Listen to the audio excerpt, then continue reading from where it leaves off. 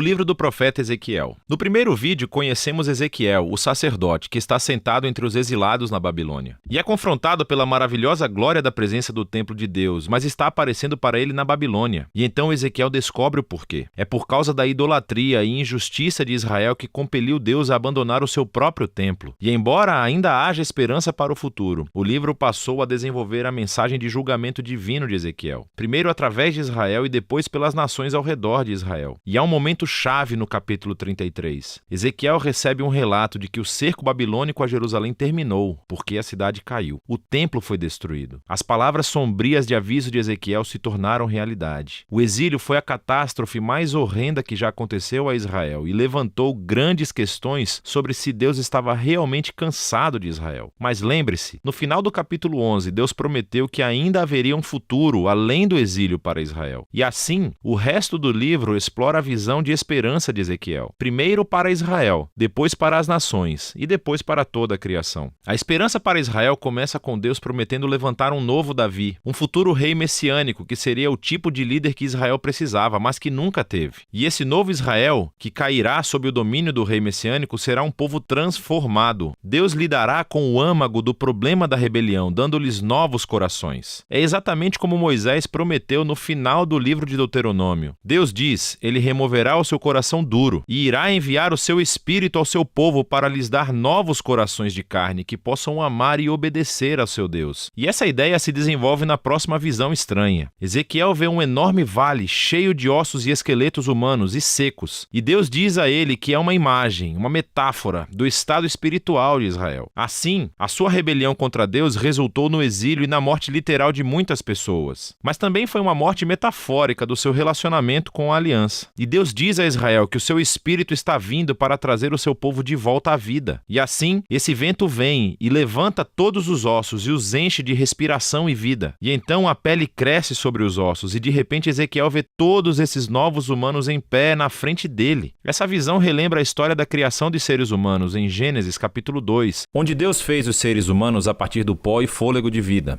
E assim, Israel e toda a humanidade se rebelaram, resultando em morte. A única esperança é que Deus realize um novo ato de criação e crie novamente os humanos de tal maneira que eles possam verdadeiramente viver em um relacionamento de amor com Deus e uns com os outros. E assim, depois que Deus lida com o mal que está nos corações do seu próprio povo, algumas questões ainda permanecem sem solução. O que fazer com o mal que ainda está desenfreado entre as nações? E o que fazer com o futuro da morada de Deus no templo? E isso é o que as duas sessões finais do livro esclarecem. Primeiro vem os capítulos 38 e 39, e eles prometem a derrota final do mal entre as nações, que é personificado por um governante chamado Gog, da terra de Magog. Esse nome é derivado de uma genealogia de antigos reinos e terras do capítulo 10 de Gênesis e se refere a nações poderosas do passado distante. E assim, Ezequiel pega esse antigo nome bíblico como uma imagem de todo e qualquer reino violento. E descobrimos que Deus se alia às 7 nações que vêm dos 4 cantos do mundo, o que claramente é uma imagem representando todas as nações. E isso também nos ajuda a entender por que Ezequiel descreve Gog com imagens que ele usou anteriormente no livro para descrever o rei de Tiro e o rei do Egito, o faraó. Para Ezequiel, Gog é uma amálgama das piores e mais violentas pessoas da Bíblia. Gog é o arquétipo da rebelião humana contra Deus. A história básica nesses capítulos é que Gog resiste ao plano de Deus para restaurar o seu povo. E assim como o faraó na história do Êxodo, Gog vem para destruir o povo. Mas Deus liberta a sua justiça em Gog e há uma enxurrada de cenas que não fazem muito sentido literário se você as ler em sequência. Porque primeiro, Gog e seus exércitos são consumidos por um tremor de terra. Mas então eles são consumidos por fogo em 2 momentos diferentes. E depois disso, Deus vem e ataca Gog e o seu exército nos campos onde eles ficam por meses. É claro que essas cenas estão cheias de símbolos e imagens. Ezequiel retirou toda a sua ferramenta poética aqui para descrever como Deus está determinado a finalmente derrotar o mal humano que arruinou o seu mundo. E é para que ele possa preparar o caminho para uma nova criação. E assim, uma vez que o mal é finalmente resolvido entre as nações, a última seção do livro descreve como a presença de Deus um dia retornará ao seu povo e o seu templo para trazer a restauração cósmica. E então Ezequiel tem uma visão longa e elaborada de um novo templo e uma nova cidade. Ele recebeu esse guia turístico celestial que mostra a complexidade do novo templo e é muito maior e mais majestoso do que o templo de Salomão. Há um novo altar, novos sacerdotes, todo um novo sistema de adoração. E depois dessa tour elaborada, a carruagem gloriosa do trono de Deus que ele viu na sua primeira visão volta e entra no templo. O significado dessas visões do templo tem sido uma fonte de debates desde muito tempo. Alguns leitores cristãos e judeus acreditam que essa visão um dia será cumprida literalmente e que esses capítulos oferecem as plantas reais do novo templo que será construído quando o Messias retornar e trouxer o reino de Deus. Mas muitos outros leitores judeus e cristãos pensam que essa visão, como todas as outras visões de Ezequiel, é cheia de simbolismos e elas descrevem a realidade da presença de Deus retornando ao seu povo no reino messiânico, mas não necessariamente da forma de um edifício. Qualquer que seja o ponto de vista, o importante é o fato de que Ezequiel nunca chama a cidade de Jerusalém. E os capítulos 47 e 48 nos mostram por quê.